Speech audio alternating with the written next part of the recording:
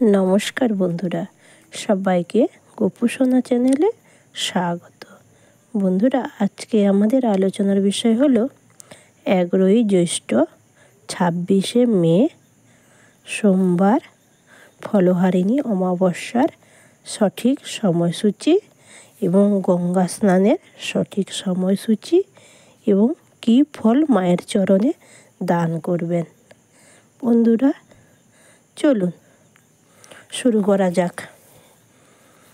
সোমবার হচ্ছে আমাদের ফলহারিণী কালী পুজো।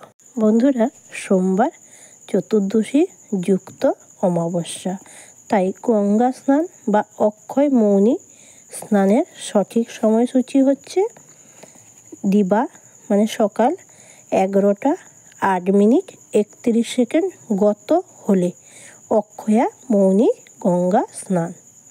এতে সূর্যগ্রহণকালী স্নান জন্য সমপূর্ণ ফল পাওয়া যায়। গঙ্গা স্নানে বহু শত সূর্যগ্রহণকালী স্নানের সমফল লাভ করা যায়।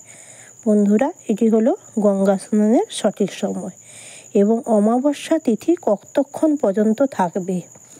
সোমবার দিন অমাবস্যা তিথি থাকবে, শুরু হচ্ছে 11টা 8 মিনিট 31 সেকেন্ড হতে পরের দিন 12ই জ্যৈষ্ঠ 27শে মে মঙ্গলবার অমাবস্যা তিথি থাকবে সকাল 8টা 46 মিনিট 11 সেকেন্ড পর্যন্ত অমাবস্যা তিথি থাকবে। বন্ধুরা, তাহলে আমাদেরকে সোমবার রাত্রিবেলা ফলহারিণী অমাবস্যা মায়ের উদ্দেশ্যে 3টি ফল দান করতে হবে।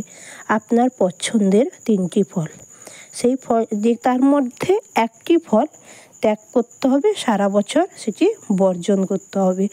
বন্ধুরা, 3টি ফল হচ্ছে আম, লিচু আর কুল। কুল হচ্ছে কুলটাই আপনাকে ওইটা ত্যাগ করতে হবে, সারা বছর এটি বর্জন করতে হবে 1 বছর, যতক্ষণ না আপনার মনস্কামনা পূর্ণ হচ্ছে।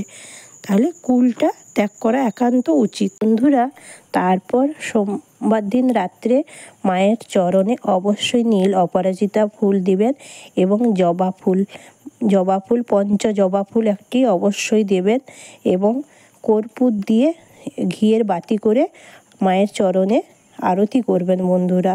এবং দুস্থ গরিবদেরকে অবশ্যই দান করবেন জল এবং কিছু খাওয়ার সামগ্রী। নমস্কার বন্ধুরা, আজ এই পর্যন্ত।